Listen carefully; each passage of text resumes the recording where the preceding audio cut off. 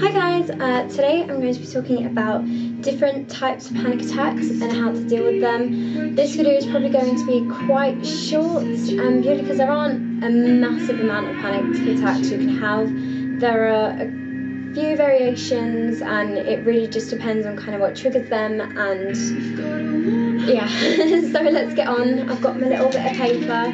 One of the panic attacks you can have is just crying, and that sounds crazy because a lot of people will say, oh well, just crying is crying, it isn't a panic attack, but that's not true for some people. Some people deal with panic attacks by just crying, just breaking down and just freaking out and just bursting into tears and just not being able to handle it anymore.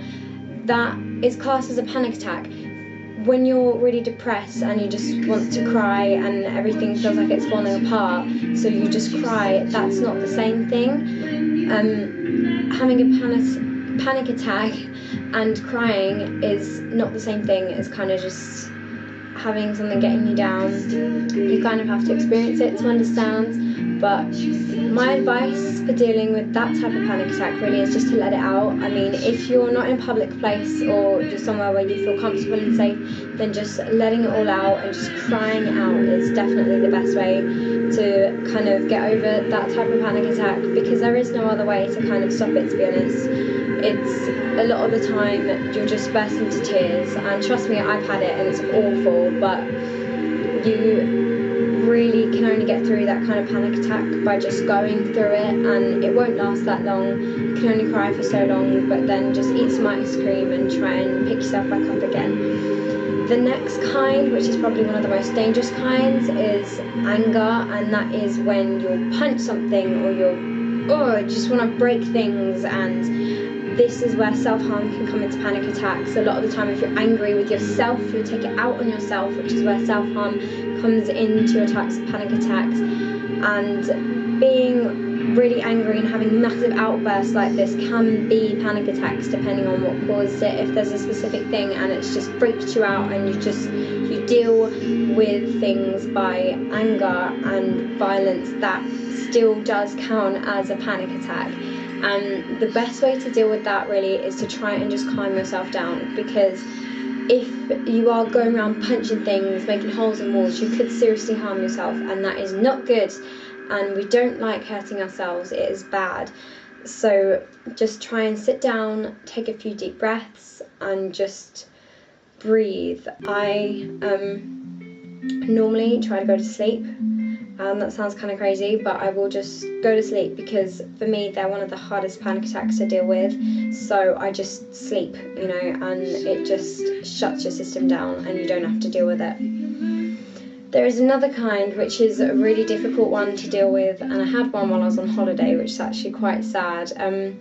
If you're in a public place and you feel like you're going to have a panic attack but you kind of hold it in, your joints can stiffen up, and it kind of depends what position you're in, like if you're standing or you're sitting or whatever, depending on what joints will stiffen up. But for example, I had one once and my legs stiffened up and I couldn't move my legs. It's really scary, but you just have to breathe and not focus on your joints that are all stiff. Try and completely distract yourself from it. Think of something completely different, 100% irrelevant to what freaks you out, and just eventually you'll get the feeling back in whatever joints or body parts that have kind of stiffened up, and that really is a kind of panic attack you'll get more in public, because you're holding it in, and rather than it exploding outside like verbally or physically, you freak out on the inside and your body just doesn't know how to deal with it. They are difficult to deal with. If you get an anxiety attack and that happens and all your joints just stiffen up,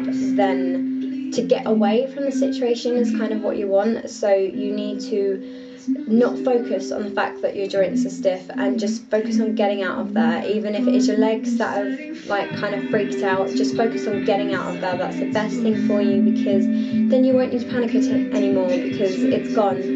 So just try and distract yourself when you get something like that. It is really hard. I know it's so much easier said than done, but just try really hard not to think about it. purple gorillas. When you don't know what to think about purple gorillas. The last one is probably one where you're hyperventilating and just you can't breathe because you're hyperventilating so much.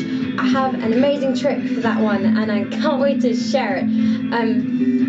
When I ever get a panic attack and I'm hyperventilating a lot, I drink something, not as in alcohol, but like just drinking something gives your mouth something else to do, and you have to focus on being able to actually drink and it stops you thinking about the fact that you're hyperventilating and freaking out and focuses on the fact that you're trying to drink water from a cup or something. So yeah, that's it really. I hope you enjoyed the video. Don't forget to like and subscribe and all that fun stuff, and I will see you soon.